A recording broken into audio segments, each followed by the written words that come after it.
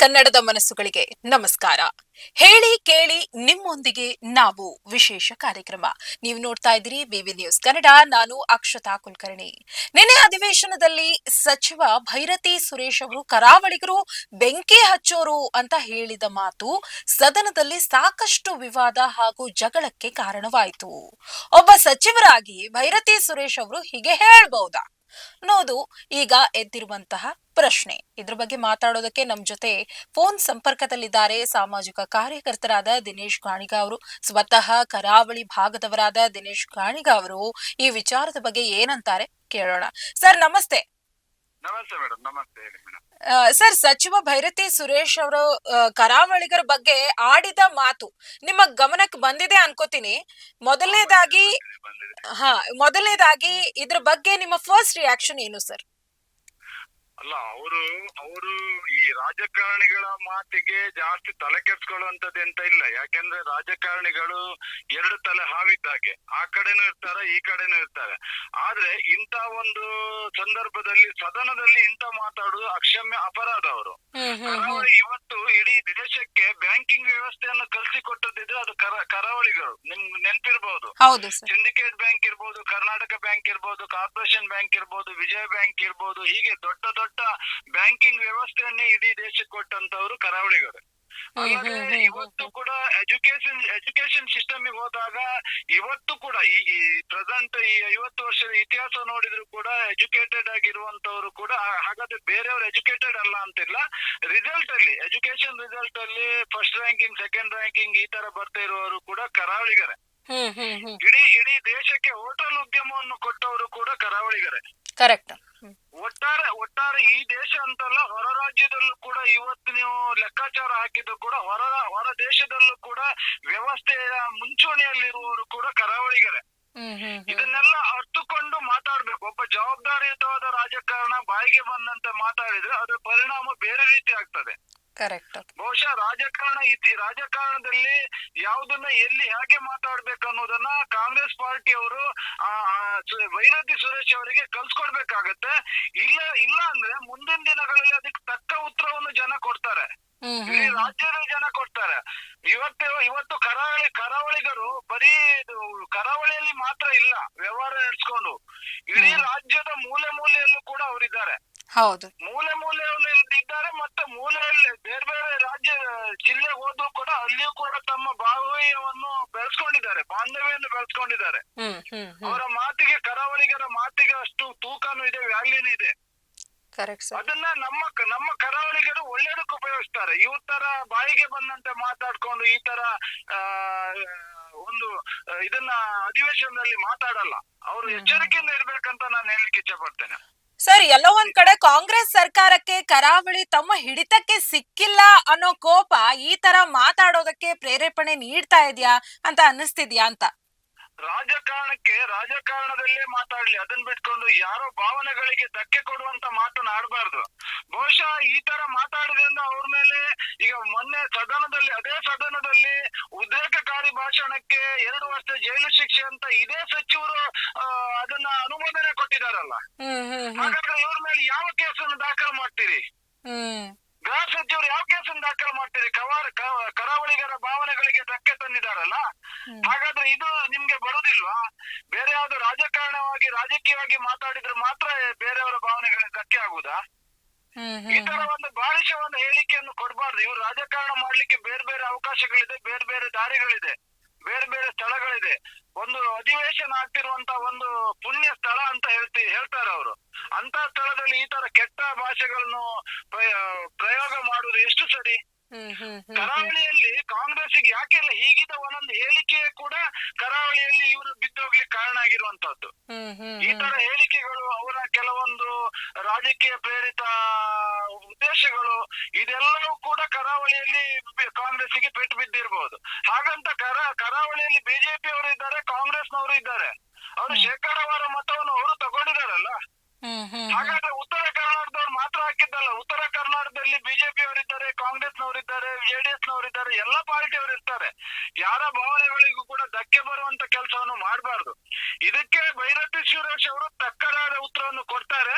ಭೈರತಿ ಸುರೇಶ್ ಅವರು ಬಹಿರಂಗವಾಗಿ ಕ್ಷಮೆ ಕೇಳಬೇಕು, ಇಲ್ಲಾಂದ್ರೆ ಅದನ್ನು ಬಿಡುವಂತ ಪ್ರಶ್ನೆಯೇ ಇಲ್ಲ. ಮುಂದಿನ ದಿನದಲ್ಲಿ ಈಗಾಗಲೇ ಕರಾವಳಿ ಎಲ್ಲರೂ ಕೂಡ ಮಾತುಕತೆ ಮಾಡಿದ್ದೇವೆ. ಅವರು ಅದನ್ನ ಕ್ಷಮೆ ಕೇಳದೆ ಹೋದ್ರೆ ಅವರ ಮನೆ ಮುಂದೆ ಧರಣಿ ಕೂತ್ಕೊಳ್ತೇವೆ, ವಿಧಾನಸೌಧದ ಮುಂದೆ ಕೂಡ ಧರಣಿ ಕೂತ್ಕೊಳ್ತೇವೆ. ಅಲ್ಲ ಸರ್, ಸಚಿವರು ಹೇಳೋ ಹಾಗೆ ಕರಾವಳಿ ಭಾಗದಲ್ಲಿ ಬೆಂಕಿ ಹಚ್ತಾ ಇರೋದು ನಿಜ ಅಂತ ಎಷ್ಟರ ಮಟ್ಟಕ್ಕೆ ಅನ್ಸುತ್ತೆ? ಅಲ್ಲಿ ಏನ್ ಬೆಂಕಿ ಹಚ್ಚಿದ್ದಾರೆ, ಇವರಿಗೆ ಪಾರ್ಟಿಗೆ ಒಂದೇ ಒಂದ್ ಸೀಟ್ ಬರ್ಲಿಲ್ಲ ಅನ್ನೋ ಕಾರಣಕ್ಕೆ ಆ ರೀತಿ ಮಾತಾಡಬಾರ್ದು. ರಾಜಕಾರಣದ ಅಜಲು ಮಜಲುಗಳಲ್ಲಿ ಒಂದ್ಸಲ ಬಿಜೆಪಿ ಬರ್ಬೋದು, ಒಂದ್ಸಲ ಕಾಂಗ್ರೆಸ್ ಬರ್ಬೋದು, ಅಥವಾ ಬೇರೆ ಬೇರೆ ಪಾರ್ಟಿಗಳು ಬರ್ಬೋದು. ಹಾಗಂತ ಅವರಿಗೆ ಅವರ ಒಂದು ಭಾವನೆಗೆ ತಕ್ಕಂತೆ ಮಾತಾಡುದಲ್ಲ. ಜನರ ನೋವಿಗೆ ಸ್ಪಂದಿಸ್ಬೇಕೆ ಬಿಟ್ರೆ ಇವರು ಅದನ್ನ ಬಿಟ್ಕೊಂಡು ನಮ್ಗೆ ಓಟ್ ಸಿಗ್ಲಿಲ್ಲ, ನಮ್ಗೆ ಅಲ್ಲಿ ಯಾರು ಜನ ಸಿಗ್ಲಿಲ್ಲ ಅನ್ನೋ ಕಾರಣಕ್ಕೆ ಇವ್ರು ಈ ರೀತಿ ಮಾತಾಡಬಾರ್ದು. ಏನ್ ಬೆಂಕಿ ಬಿದ್ದಿದೆ ಕರಾವಳಿಯಲ್ಲಿ? ಬೆಂಕಿ ಹಚ್ಚಿಗ್ಲಿ ಏನ್ ಮಾಡಿದ್ದಾರೆ ಕರಾವಳಿಗರು? ಕರಾವಳಿಗರು ಕೊಟ್ಟ ಕೊಡುಗೆಯನ್ನು ಒಂದ್ಸಲ ಯೋಚನೆ ಮಾಡ್ಲಿ ಇವರು. ಬಹುಶಃ ಇವತ್ತು ಭೈರತಿ ಸುರೇಶ್ ಅವರು ಮಾಡ್ತಿರುವಂತ ವ್ಯವಹಾರ ಅಲ್ಲಿ ಇದು ಲ್ಯಾಂಡ್ ಲಿಂಕ್ಸ್ ಮಾಡ್ತಿದ್ದಾರೆ. ಅದಕ್ಕೂ ಕೂಡ ಬ್ಯಾಂಕಿಂಗ್ ವ್ಯವಸ್ಥೆನೇ ಅವ್ರು ನಂಬ್ಕೊಂಡಿದ್ದಾರೆ. ಅಂತ ಒಂದು ದೊಡ್ಡ ಬ್ಯಾಂಕಿಂಗ್ ವ್ಯವಸ್ಥೆಯನ್ನು ದೇಶಕ್ಕೆ ಕೊಟ್ಟಂತವ್ರು ಕೂಡ ಕರಾವಳಿಗರು ಅನ್ನೋದನ್ನ ಮರಿಬಾರ್ದು ಅವರು. ಅಂದ್ರೆ ಈ ಎಲ್ಲಾ ವಿಷಯಗಳನ್ನು ತಿಳ್ಕೊಂಡು ಮಾತಾಡ್ಬೇಕು, ಬಾಯಿಗೆ ಬಂದಂತೆ ಮಾತಾಡುದಲ್ಲ. ಅವರಂತೂ ಖಂಡಿತವಾಗಿ ಕ್ಷಮೆ ಕೇಳಲೇಬೇಕು. ಅಲ್ಲಿವರೆಗೆ ನಾವು ಖಂಡಿತ ಬಿಡುವುದಿಲ್ಲ, ಆ ಹೋರಾಟ ಮಾಡೇ ಮಾಡ್ತೇವೆ ಅದನ್ನ. ಓಕೆ ಸರ್, ಈ ಹಿಂದೆ ಮುಖ್ಯಮಂತ್ರಿ ಸಿದ್ದರಾಮಯ್ಯನವರು ಕೂಡ ಕರಾವಳಿ ಹಿಂದುತ್ವದ ಫ್ಯಾಕ್ಟ್ರಿ ಅಂತ ಹೇಳಿದ್ರು. ಇದಕ್ಕೂ ಭೈರತಿ ಸುರೇಶ್ ಅವರ ಮಾತಿಗೂ ಏನಾದ್ರೂ ಲಿಂಕ್ ಇದೆಯಾ ಅಂತ? ಅಲ್ಲ ನೋಡಿ, ಜನ ಅವರವರ ಭಾವನೆಗೆ ತಕ್ಕಂತೆ ಇರ್ತಾರೆ. ಅದು ಹಿಂದುತ್ವ ಇರ್ಬೋದು, ಬೇರೆ ಬೇರೆ ವಿಚಾರಗಳಿರ್ಬೋದು, ಆ ವಿಧದಲ್ಲಿ ಅವರು ಇರ್ತಾರೆ. ಅದನ್ನ ಒಬ್ಬ ರಾಜಕೀಯ ಪಕ್ಷದ ಮುಖಂಡರಾಗಿ ಹೇಳುದು ಅಕ್ಷಮ್ಯ ಅಪರಾಧ ಅದು. ಹಾಗಾದ್ರೆ ಇವರು ಬೇರೆ ಕಡೆ ವೋಟರ್ಸ್ ಗೆದ್ದಿದ್ದಾರೆ, ಅಲ್ಲೆಲ್ಲ ಬೇರೆ ಮುಸ್ಲಿಮೀಕರಣ ಇದೆಯಾ? ಇಲ್ಲಿ ಹಿಂದುತ್ವದಲ್ಲಿ ಮುಸ್ಲಿಮೀಕರಣ ಇದೆಯಾ? ಯಾಕೆ ಮಾತಾಡ್ತಾರೆ? ಹಾಗಾದ್ರೆ ಮಾತಾಡ್ಲಿ ನೋಡೋರು. ಯಾಕೆ ಹಿಂದೂಗಳನ್ನೇ ಟಾರ್ಗೆಟ್ ಮಾಡಿ ಮಾತಾಡುವಂತದ್ದು, ಕರಾವಳಿಗಳನ್ನೇ ಟಾರ್ಗೆಟ್ ಮಾಡಿ ಮಾತಾಡುವಂತದ್ದು? ನೋಡಿ, ಈ ಭಾಗದ ಜನ ದೈವಾರಾಧಕರು. ಕರಾವಳಿ, ಮಂಗಳೂರು, ಉತ್ತರ ಕನ್ನಡ, ನಮ್ಮ ಈ ಭಾಗದ ಜನ ದೈವಾರಾಧಕರು. ಹಾಗಾಗಿ ಅವರ ಒಂದು ಆ ವಿಚಾರದಲ್ಲಿ ಸನಾತನ ಹಿಂದೂ ಧರ್ಮದ ಆಚರಣೆಯಲ್ಲಿ ಹೋಗ್ತಾರೆ ಬಿಟ್ರೆ, ಹಾಗಾದ್ರೆ ಇಲ್ಲಿ ದಕ್ಷಿಣ ಕನ್ನಡ, ಉಡುಪಿ ಜಿಲ್ಲೆಯಲ್ಲಿ ಕಾಂಗ್ರೆಸ್ ಶಾಸಕರು ಬಂದಿಲ್ವಾ? ಎಷ್ಟು ಜನ ಆಯ್ಕೆ ಆಗಿಲ್ಲ? ಒಂದೊಂದು ಬಾರಿ ಅವರವರ ವಿವೇಚನೆ ತಕ್ಕಂತೆ ಆ ಪಾರ್ಟಿಯ ಕ್ಯಾಂಡಿಡೇಟ್ ಮೇಲೆ ಡಿಪೆಂಡ್ ಆಗಿರುತ್ತೆ, ಪಕ್ಷದ ಒಂದು ಅಜೆಂಡದ ಮೇಲೆ ಡಿಪೆಂಡ್ ಆಗಿರುತ್ತೆ. ಅದೆಲ್ಲ ನೋಡ್ಕೊಂಡು ಜನ ಓಟ್ ಹಾಕ್ತಾರೆ. ಹಾಗಂತ ಹಿಂದುತ್ವ ಮುಸ್ಲಿಮೀಕರಣ ಆಗ್ತದೆ? ಅದು ಯಾಕೆ ಆಗ್ತದೆ? ಹಾಗಾದ್ರೆ ಉತ್ತರ ಕರ್ನಾಟಕದಲ್ಲಿ ಇವರಿಗೆ ಸೀಟ್ ಸಿಕ್ಕಿದೆಯಲ್ಲ, ಅಲ್ಲಿ ಮುಸ್ಲಿಮೀಕರಣ ಮಾಡ್ತಿದ್ದಾರಾ? ಅದನ್ನ ಮಾತಾಡ್ಬಾರ್ದಲ್ಲ. ಒಬ್ಬ ರಾಜಕೀಯ ಪಕ್ಷದ ಒಬ್ಬ ಮುಖಂಡರಾಗಿ, ಮುಖ್ಯಮಂತ್ರಿಯಾಗಿ ಆ ರೀತಿ ಮಾತಾಡುವುದು ಅಕ್ಷಮ್ಯ ಅಪರಾಧ, ಅದು ತಪ್ಪು. ಜನರಿಗೆ ಹಾಗಾದ್ರೆ ಬೇರೆಯವರಿಗೆ ಇವರು ಕಾನೂನನ್ನು ತರ್ತಾರೆ. ನೀವು ಪ್ರಚೋದನಕಾರಿ ಮಾತಾಡಿದ್ರೆ ನಿಮ್ಮ ಮೇಲೆ ಕೇಸ್ ಹಾಕ್ತಿವಿ, ಅದು ತಪ್ಪು ಅಂತ ಹೇಳಿ ಇವ್ರೇನ್ ಮಾಡ್ತಾ ಇರೋದು? ಅಂದ್ರೆ ನಮ್ಮಲ್ಲಿ ಒಂದು ಗಾದೆ ಮಾತಿದೆ, ಏನೋ ಹೇಳ್ತಾರಂತೆ, ಹಾಗಿದಾಯ್ತು ಇವರು ಬೇರೆಯವರಿಗೆ ಉಪದೇಶ ಮಾಡುದು, ತಾವು ಮಾಡುದಲ್ಲ ಅದೇ ತಪ್ಪುಗಳನ್ನ. ಹಾಗಾದ್ರೆ ನಿಮ್ಗೆ ಬೇರೆ ಕಾನೂನಾ? ಈ ದೇಶದ ಸಂವಿಧಾನದಲ್ಲಿ ನಿಮ್ಗೊಂದು ಬೇರೆ ಕಾನೂನು ಇದೆಯಾ? ರಾಜಕಾರಣಿಗಳಿಗೆ, ಅಧಿಕಾರಿಗಳಿಗೆ, ಮಂತ್ರಿಗಳಿಗೆ, ಮುಖ್ಯಮಂತ್ರಿಗಳಿಗೆ ಬೇರೆ ಕಾನೂನು ಇದೆಯಾ? ಅದನ್ನೆಲ್ಲ ತಿಳ್ಕೊಳ್ಬೇಕಲ್ಲ ಅವರು, ತಿಳ್ಕೊಂಡು ಮಾತಾಡ್ಬೇಕು. ಇದಕ್ಕೆ ಮುಂದಿನ ದಿನಗಳಲ್ಲಿ ಅವ್ರು ಏನೇ ಮಾತಾಡ್ಲಿ, ಕರಾವಳಿಯ ಜನ ತಕ್ಕದಾದ ಉತ್ತರ ಕೊಡ್ತಾರೆ, ಖಂಡಿತವಾಗಿ ಕೊಡ್ತಾರೆ. ಸರ್, ಅಂತಿಮವಾಗಿ ಸಚಿವರ ಈ ಹೇಳಿಕೆಯನ್ನ ಕರಾವಳಿ ಜನ ಹೇಗ್ ತಗೋಬೇಕು ಅಂತೀರಿ? ಇಲ್ಲ, ಹೋರಾಟ ಮಾಡ್ಲೇಬೇಕು, ಹೋರಾಟ ಮಾಡಿಯೇ ಮಾಡ್ತೀವಿ. ಅವರ ಹೇಳುವಂತ ವಿಚಾರವನ್ನು ನಾವು ವಿರೋಧಿಸ್ತೀವಿ. ಅವ್ರ ಹತ್ರ ಕ್ಷಮೆ ಕೇಳೋವರೆಗೂ ನಾವು ಹೋರಾಟ ಬಿಡುವುದಿಲ್ಲ. ಅದೇನೇ ಆಗ್ಲಿ, ನಾವು ಸಚಿವರ ಮನೆ ಮುಂದೆ ಮತ್ತು ವಿಧಾನಸೌಧದ ಮುಂದೆ ಹೋರಾಟ ಮಾಡಿಯೇ ಮಾಡ್ತೇವೆ. ಅದಕ್ಕೆ ಈಗಾಗಲೇ ನಾವು ಕರಾವಳಿಗರ ಜೊತೆ ಮಾತುಕತೆ ಮಾಡಿದ್ದೇವೆ. ನಿನ್ನೆ ಹೇಳಿಕೆ ಬಗ್ಗೆ ಮಾತುಕತೆ ಮಾಡಿದ್ದೇವೆ. ಸದನದಲ್ಲಿ ಕ್ಷಮೆ ಕೇಳ್ಬೇಕನ್ನೋದನ್ನ ಕೇಳಿದ್ದೇವೆ. ಇಲ್ಲಾಂದ್ರೆ ಬಹಿರಂಗವಾಗಿ ಆದ್ರೂ ಅವರು ಮಾಧ್ಯಮದ ಮುಂದೆ ಕ್ಷಮೆ ಕೇಳಬೇಕು, ಇಲ್ಲಾಂದ್ರೆ ಖಂಡಿತವಾಗಿ ಹೋರಾಟ ಮಾಡ್ತೇವೆ ನಾವು. ಓಕೆ ಸರ್, ಧನ್ಯವಾದಗಳು ನಮ್ ಜೊತೆ ಮಾತನಾಡಿದಕ್ಕೆ. Thank you. ನೋಡಿದ್ರ ಕೇಳಿದ್ರಲ್ಲ ವೀಕ್ಷಕರೇ, ಮಾತು ಆಡಿದ್ರೆ ಹೋಯ್ತು, ಮುತ್ತು ಒಡೆದ್ರೆ ಹೋಯ್ತು ಅಂತ ಹಿರಿಯರು ಸುಮ್ನೆ ಹೇಳಿಲ್ಲ. ಅದ್ರಲ್ಲೂ ಜವಾಬ್ದಾರಿಯುತ ಸ್ಥಾನದಲ್ಲಿರೋರು ಮಾತಾಡುವಾಗ ಎಷ್ಟು ಎಚ್ಚರಿಕೆಯಿಂದ ಇದ್ರು ಸಾಕಾಗೋದಿಲ್ಲ. ನೋಡೋಣ, ಕರಾವಳಿ ಬೆಂಕಿ ಬೇಗ ತಣ್ಣಗಾಗತ್ತಾ ಅಥವಾ ಅದಕ್ಕೆ ತುಪ್ಪ ಸುರಿತಾರಾ ಅಂತ.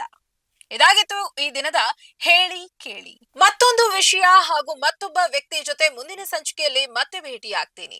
ನೈಜ ಹಾಗೂ ತಾಜಾ ಸುದ್ದಿ, ಪ್ರಾಮಾಣಿಕ ವರದಿ, ನಿಷ್ಠೂರ ವಿಶ್ಲೇಷಣೆಗಳಿಗಾಗಿ ಸದಾ ಗಮನಿಸಿ ಬಿಬಿ ನ್ಯೂಸ್ ಕನ್ನಡ. ಇದು ಕನ್ನಡಿಗರ ಪ್ರತಿಧ್ವನಿ.